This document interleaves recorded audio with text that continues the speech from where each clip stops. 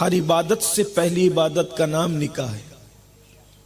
نکاح ہمارے یہاں عبادت کا درجہ رکھتا ہے۔ نکاح کرنا سنت ہے اور سنت عبادت ہے، اور پہلا نکاح جنت میں ہوا، اور جب ساری عبادتیں ختم ہو جائے گی تو بھی نکاح موجود رہے گا جنت میں۔ جنت میں عام لوگوں کو نماز پڑھنے کی اجازت نہیں ہوگی، وہاں حج بھی نہیں ہوگا عام طور پہ جیسے عام لوگ حج کرتے ہیں۔ زکوٰۃ کا کوئی سسٹم جنت میں نہیں ہے کیونکہ وہاں ہر شخص مالدار ہے، بے نیاز ہے۔ وہاں کوئی صدقے کا سسٹم بھی نہیں ہے، وہاں روزہ بھی نہیں رکھ سکتے، اس لیے کہ وہاں تو لطف اندوزی کے لیے انسان اپنے دل کی مرادوں کی تکمیل کے لیے، بلکہ جنت کہتے ہی اسے ہیں۔ اگر دنیا اور جنت کی تعریف میں اپنے لفظوں میں اپنے الفاظ کے جامع میں بیان کروں تو یہ دنیا اس کو کہتے ہیں جہاں سب کی ہر مراد پوری نہیں ہوتی، اور جنت اس کو کہتے ہیں جہاں سب کی سب مراد پوری ہوتی۔ یہاں کسی کی ہر مراد پوری نہیں ہوئی، کتنا بھی مقرب سے مقرب بندہ ہے اس کی ہر مراد پوری نہیں ہوئی، اس لیے کہ یہ دنیا ہے۔ اور جنت وہ ہے کہ ادنا سے ادنا بندہ جو سوچے گا اس کی فوراً مراد پوری ہو جائے گی۔ اس لیے لوگوں کو چاہیے کہ دنیا میں ہر مراد پوری کرنے کی تمنا نہ کریں، کیونکہ دنیا کہتے ہی اسے ہیں جہاں پر ہر مراد پوری نہیں ہوتی۔ کیوں؟ اور مومن کی تو ہر مراد پوری ہو بھی نہیں سکتی، اس لیے کہ دنیا مومن کے لیے قید خانہ ہے، اور قید خانے میں چاہت کا پورا ہونا یہ ضروری نہیں ہوتا، اور جنت جو ہے وہ مومن کے لیے جنت ہے، سبحان اللہ، اور وہاں ہر مراد پوری ہوگی، تو ہر عبادت وہاں جو ہے وہ موقوف ہو جائے گی، لیکن نکاح کا سسٹم وہاں بھی جاری رہے گا۔ نکاح وہ عبادت ہے۔ نکاح کی حکمت کیا؟ اسلام نے نکاح پہ بہت زور دیا، نکاح پر بہت زور دیا گیا، بلکہ یہاں تک فرمایا جس نے نکاح کیا اس کا آدھا ایمان محفوظ ہو گیا، اور وہ آدھے ایمان کے بارے میں اللہ سے ڈرتا رہے۔ ایک مقام پر فرمایا جس نے نکاح کیا اس کا ایمان مکمل ہو گیا۔ نکاح کی اتنی فضیلت بیان کی گئی، بلکہ یہاں تک کہہ دیا گیا کہ جو استطاعت ہونے کے باوجود نکاح کا انکار کرے گا وہ ہم میں سے ہے ہی نہیں۔ حضور علیہ السلام نے اپنی سوسائٹی کے باہر نکال دیا اس کو، وہ میری سوسائٹی کا ممبر نہیں ہے جو استطاعت اور طاقت ہونے کے باوجود نکاح کا انکار کرے، سنت رسول کا انکار کرے۔ اللہ اکبر۔ جب نکاح پر بہت ابھارا گیا تو جو صحابہ بظاہر غریب تھے، مفلسی کی زندگی گزار رہے تھے، انہوں نے عرض کیا یا رسول اللہ صلی اللہ علیہ وآلہ وسلم، ہمارے تو خود کے مکانات بھی نہیں ہیں، بیویاں لائے تو رکھے کہاں، ہم ان کو کھلائیں گے کیا؟ غربت ہے، تنگ دستی ہے، مفلسی ہے۔ لیکن ان کو بھی حضور نے یہ نہیں فرمایا کہ ٹھیک ہے مفلسی ہے تو میں تمہیں چھوٹ دیتا ہوں، تم نے نکاح نہیں کرنا، بلکہ کریم آقا کی تو شان یہی ہے۔ اللہ اکبر۔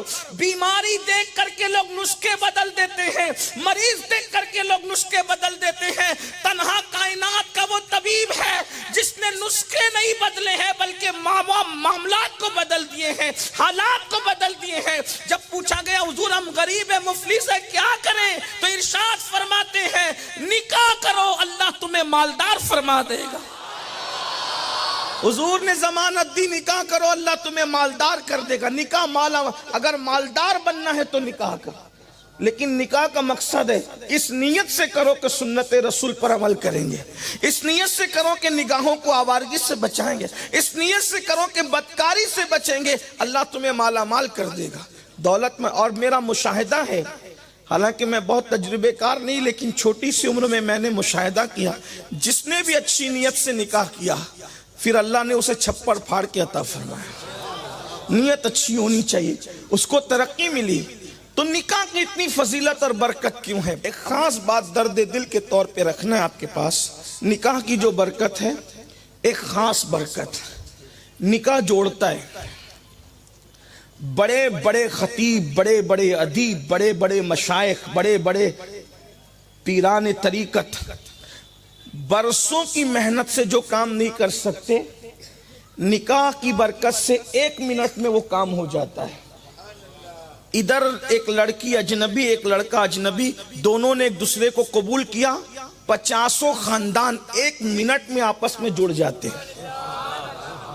دیکھیں یہ نکاح کی برکت، اور اسلام صرف جوڑنے آیا، اسلام کا مقصد جوڑنا ہے، اس لیے نکاح کے بارے میں بہت فضیلت آئی، کیونکہ یہ جوڑتا ہے، یہ سماج کو مستحکم کرتا ہے۔ جیسے مثال کے طور پہ ایک لڑکا اور ایک لڑکی اجنبی تھے، ابھی آپ وہ یہی ہوگا نکاح یہی ہوگا، آپ وہ منظر خوبصورت دیکھ، کتنا خوبصورت، 1 منٹ میں نکاح ہو جاتا ہے۔ نکاح کا مطلب ہے ایجاب اور قبول، بس 1 منٹ لگتا ہے اس کو، 1 منٹ کے اندر لڑکا لڑکی نے ایک دوسرے کو قبول کیا۔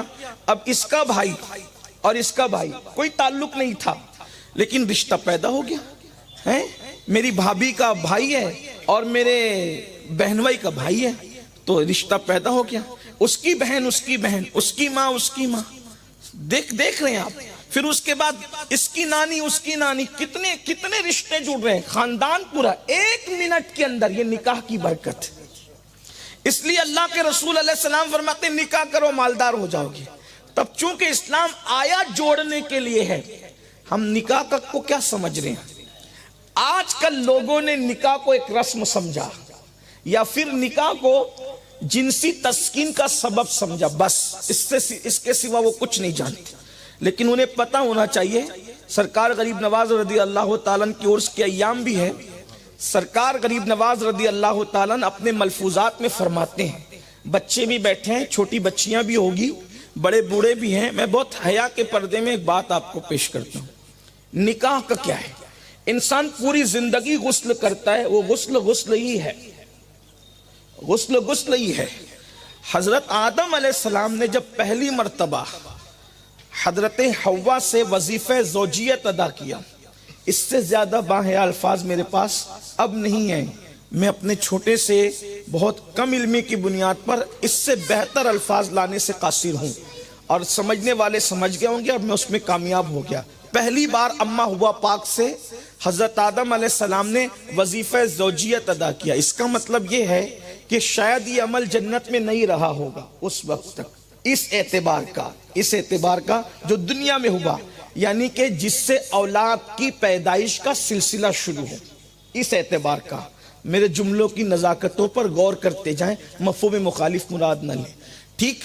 کہ اولاد کی ولادت کے حوالے سے پہلی مرتبہ وظیفہ زوجیت ادا کیا، حضرت آدم علیہ السلام کو غسل کی حاجت ہوئی۔ اس غسل کو جو میاں بیوی کے تعلقات کے بعد ادا کیا جاتا ہے اسے غسل جنابت کہتے ہیں۔ حضرت آدم علیہ السلام نے غسل کیا، اور اس غسل کے بعد بڑی فرحت محسوس، انبساط، بڑا سکون محسوس کیا، اور شوہر بیوی کے لیے سکون ہے اور بیوی شوہر کے لیے سکون ہے۔ قرآن کہتا ہے لِتَسْكُنُوا إِلَيْهَا، دونوں ایک دوسرے کے لیے سکون ہے، بیوی کو سکون کا ذریعہ بنایا، شوہر کو بیوی کے لیے سکون کا ذریعہ بنایا۔ غسل جنابت کے بعد بڑا سکون اور انبساط محسوس ہوا۔ آدم علیہ السلام اس غسل کی لذت اور فرحتوں ہی میں ڈوبے ہوئے تھے کہ اتنے میں بلبل سدرہ جبریل امین آئے، اور آنے کے بعد کہنے لگے اے آدم، آپ نے اس غسل کو کیسا محسوس کیا؟ کہا بہت فرحت ہے، انبساط ہے، خوشی ہے، ایک عجیب قسم کی خوشی ہے۔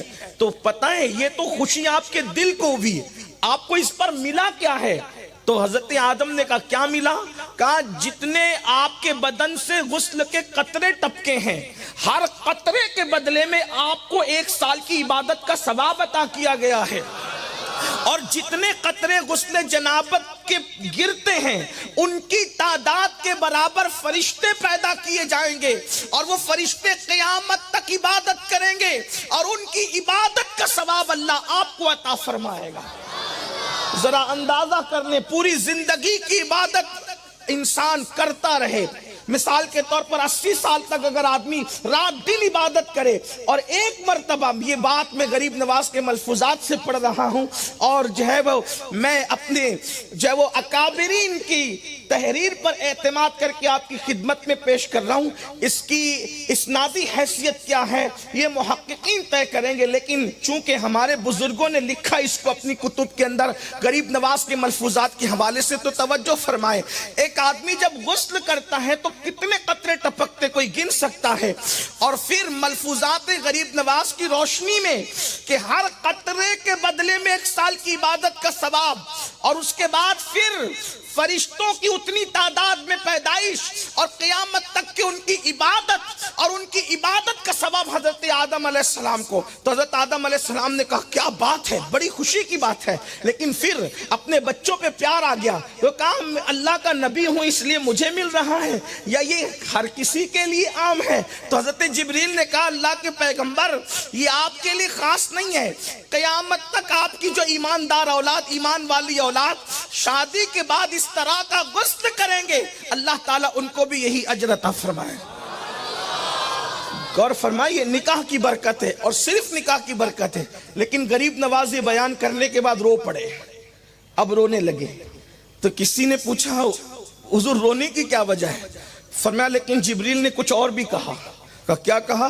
جب جبریل یہ بول چکے کہ بیوی کے ساتھ وظیفہ زوجیت ادا کرنے کے بعد غسل کا یہ ثواب ہے، تو پھر جبریل نے کہا مگر اے آدم اگر کوئی زنا کرے گا اور کوئی بدکاری کرے گا اور زنا کے بعد جب کوئی غسل کرے گا تو ہر پانی کے قطرے کے بدلے میں ایک سال کا گناہ اس کے نام اعمال میں لکھا جائے گا. سال بھر کے جرائم کے برابر اس کے نام اعمال میں گناہ لکھا جائے گا.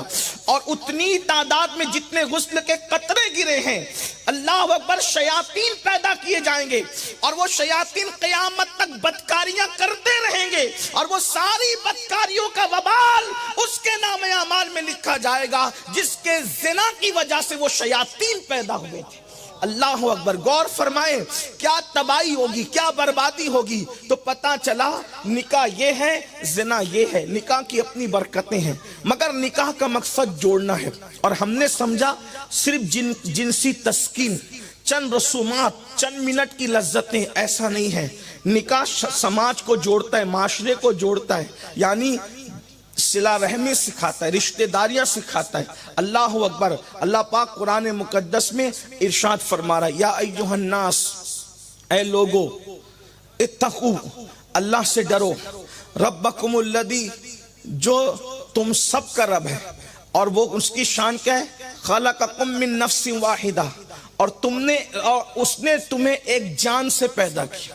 ایک جان یعنی حضرت آدم علیہ السلام سے، حضرت حوا سے، ایک جان سے اللہ نے تمہیں پیدا کیا. اور پھر کیا فرمایا؟ وَخَلَقَ مِنْهَا زَوْجَهَا، اور تمہارے لیے اس میں سے جوڑے بنائے. اور پھر ارشاد فرماتے وَاتَّقُوا اللَّهَ الَّذِي تَسَاءَلُونَ بِهِ وَالْأَرْحَامَ، اور اللہ سے ڈرو رشتوں کے معاملے میں، رشتہ ارحام کے معاملے میں اللہ سے ڈرو. اور پھر فرماتا ہے اللہ رب العزت سے رشتوں کے معاملے میں ڈرو کیونکہ ان اللہ کان علیکم رقیبا، کہ اللہ تم پر کڑی نگرانی فرما رہا ہے.